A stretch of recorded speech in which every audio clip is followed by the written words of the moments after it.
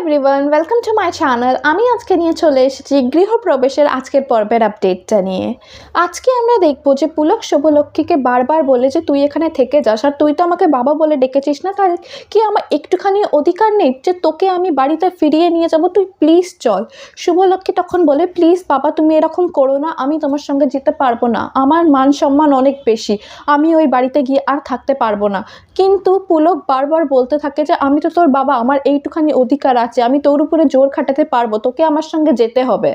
আর ওদিকে আমরা দেখছি যে ডোনা দেবিকাকে দিয়ে ডাস্টিং করাতে থাকে আর বলতে থাকে এখানে করো ওখানে করো। আর তারপরে দেবিকা বলে যে আমাকে সেবন্তীকে ওষুধ খাওয়াতে যেতে হবে, আমাকে 2 মিনিট দাও, আমি 2 মিনিটে চলে আসবো। ঠিক তখনই মোহনা চলে আসে আর বলে যে এটার পরে না আমার ঘরটাও একটু ডাস্টিং করে দেবে, ঠিক আছে? আমার ঘরেতে অনেক ধুলো জমে গেছে। তখন দেবিকা বললো যে ঠিক আছে আমি সব করে দেবো, কিন্তু আমি ওষুধটা আগে দিয়ে আসি। কিন্তু মোহনা বললেন না, তুমি এখন এখানেই থাকো।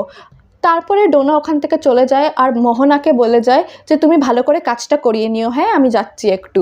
আর ওখানে তখন পূরবী চলে আসে আর পূরবীকে দেখতে পেয়ে মোহনা বলে এবার না তোমাকে সংসারের হালটা একটু ধরতে হবে, কিন্তু কারণ জেম্মাও অসুস্থ, কোমাতে আছে, আর শুভলক্ষ্মীও এখানে নেই, তো এই পুরো ঘরটা এখন তোমার হয়ে গেছে, তো তুমি না সবটা নিজের হাতের মুঠোয় করে নাও। তখন পূরবীও ভাবতে থাকে আর বলে যে তুমি না একে দিয়ে ডাস্টিংটা করিয়ে দাও, আমি আসছি।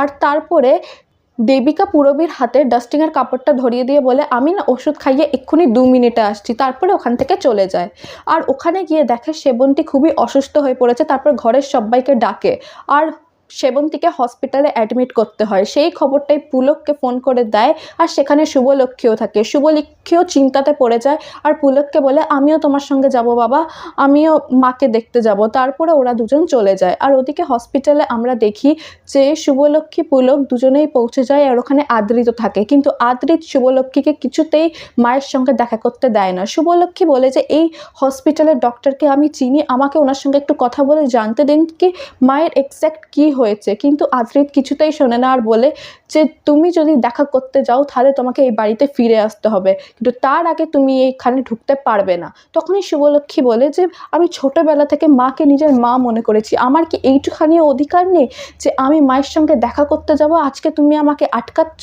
তখনই আদ্রিত বলে যে আমি আটকাবো, তুমি এখান থেকে যাবে না, তোমার কাছেও তো তোমার ইগোটাই বড় হয়ে গেছে তাই না?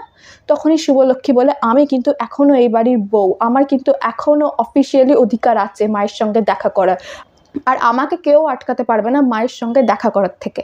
তখনই নার্স চলে আসে আর আদ্রিতকে বলে যে এই ওষুধগুলো এনে দিতে এক্ষুনি চাই, আর আদ্রিত ওষুধ দিতে চলে যায়। আর ঠিক তখনই শুভলক্ষ্মীকে একা পেয়ে মোহনা আর ডোনা চলে আসে ইরিটেট করার জন্য শুভলক্ষ্মীকে, আর বলতে থাকে তোমার সঙ্গে কি খারাপ হলো না? আমাদের না খুবই খারাপ লাগছে তোমার এই অবস্থা দেখে। তখনই শুভলক্ষ্মী মোহনাকে বলে এটাই তো তুমি চেয়েছিলে না, এটার জন্যই তো এই বাড়িতে তুমি বউ হয়ে এসেছিলে, আমাকে নিজের রাস্তা থেকে সরানোর জন্যই তো তোমরা এইসব প্ল্যান করেছিলে, এত কষ্ট করেছিলে, আর দেখো তোমরা নিজেদের প্ল্যানে সাকসেসফুল হয়েছো। আর আজকে আমি ওই বাড়ি ছেড়ে চলে গেছি, আর এমনিতে ভালোই হয়েছে তোমরা এই কাজগুলো করেছিলে, তোমাদের জন্যই তো আমি নিজেকে চিনতে পেরেছি, আমি নিজেকে নতুন করে দাঁড় করাতে পেরেছি, আর এখন আমি খুবই ভালো আছি যে আমি নিজের আসল এটা বুঝতে পেরেছি যে আমি কি করতে পারি, আর আমি একটা নতুন আমি হয়ে গেছি এখন। তো এগুলো সব শুনে মোহনা আর ডোনার বিলকুল ভালো লাগে না আর মুখ বেঁকাতে থাকে।